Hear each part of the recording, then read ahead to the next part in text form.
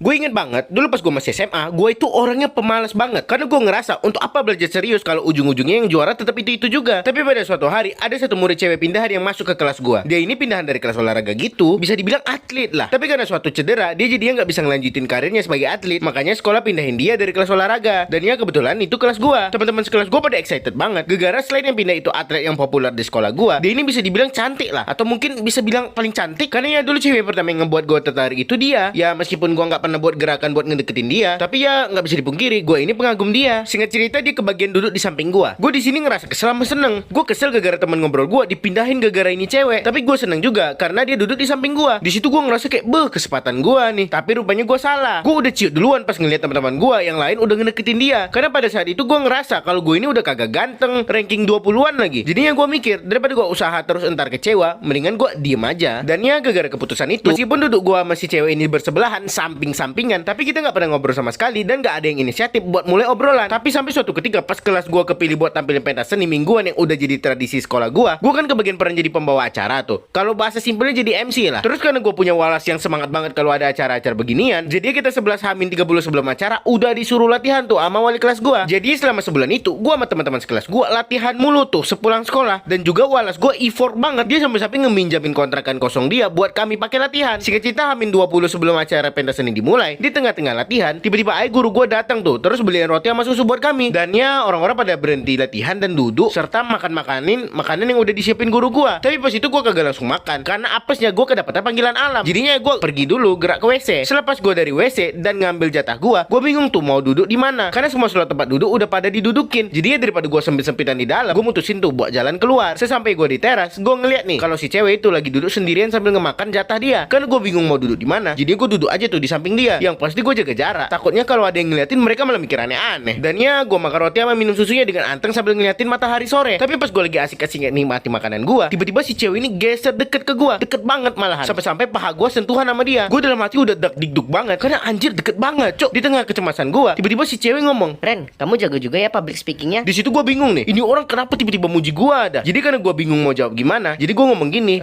makasih ya. Kelar gue ngomong gitu, dianya malah ngejawab, Makasih doang nih. Di situ gue langsung panik. Lah, gue harus jawab apaan anjir? Jadinya gue mikir semaksimal mungkin dan akhirnya gue jawab gini, "Beda kamu jago banget loh narinya." Padahal aku ngira atlet itu tulangnya kaku-kaku. Belum juga gue kelar ngomong, tiba-tiba si cewek ini naruh jarinya di bibir gue dan dia ngomong, Atlet itu rata-rata tulangnya elastis. Dan juga aku bukan atlet, aku mantan atlet. di situ gue ngerasa dada gue sesak banget, nggak tahu kenapa. Gue nggak paham apa yang lagi gue rasain, tapi gue ngerasa kayak susah napas gitu. Untungnya sebelum hal buruk terjadi, guru gue ngepergok gue sama si cewek dan nyuruh kita buat masuk ke dalam. Singkat cerita, gara-gara kejadian itu, gue sama si cewek jadi sering banget